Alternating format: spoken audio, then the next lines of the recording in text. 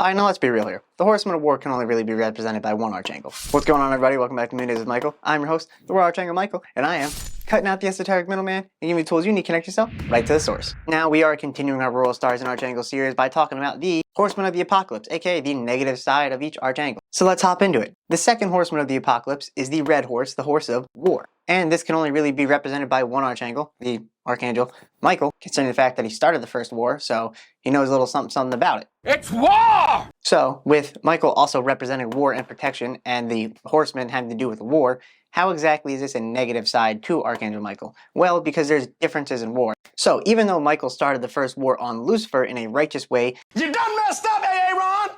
with the intended goal of having other spirits be free from Lucifer's influence, the Horseman of War is represented in a very different way. The Horsemen of War in the Bible typically announce to military warfare as well as civil war, and in general just the violence of war. The whole point of this is to actually push you to the positive sides of each archangel. So let's dive into this negative side of the Royal Archangel Michael and actually talk about the Horsemen of War. With the Red Horseman representing war, what exactly is this talking about? Is it actually talking about people just going around killing each other for no reason? Now, what is the purpose of the negative side of war? The negative side always leads to some kind of casualty, some kind of division. This can split families apart. This can split friends apart. If people have differing opinions or ideas about why the war is happening in the first place.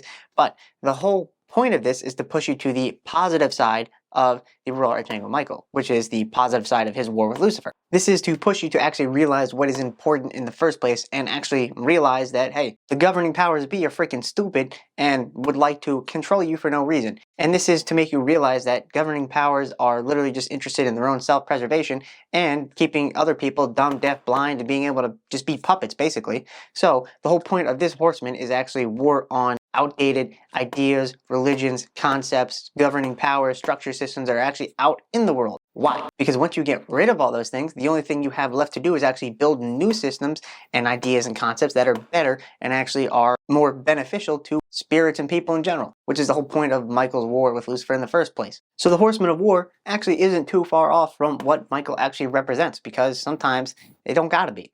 Although, obviously, in the Bible, everything is twisted and made out to be worse than it actually is, because that's how you get people to follow you, right? After all, the Book of Revelation just means something to be revealed, so it doesn't necessarily have to mean that the world is going to end in a giant ball of fire.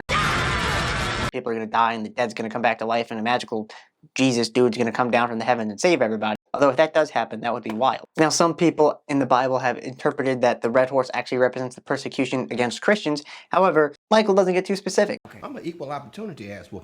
This is all about getting rid of old, outdated ideas, religion, concepts, structure, system, anything and everything that is holding people back from actually ascending into a higher plane of existence. And so that's the Horseman of War pretty much signed up, right? It's not too far off from what Michael actually does. But stay tuned for the next one, because in the next video, we're talking about the Horseman of Famine. I'm not going to tell you which archangel it represents, because you're going to have to try to guess and figure it out. Let me know in the comments below. Which archangel do you think represents the Horseman of Famine? You have two options left. It's either Uriel or Gabriel, so you got a 50-50 shot. But if you like this series, make sure you check out the playlist, Royal Stars and Archangels. And until next time, fly high, y'all.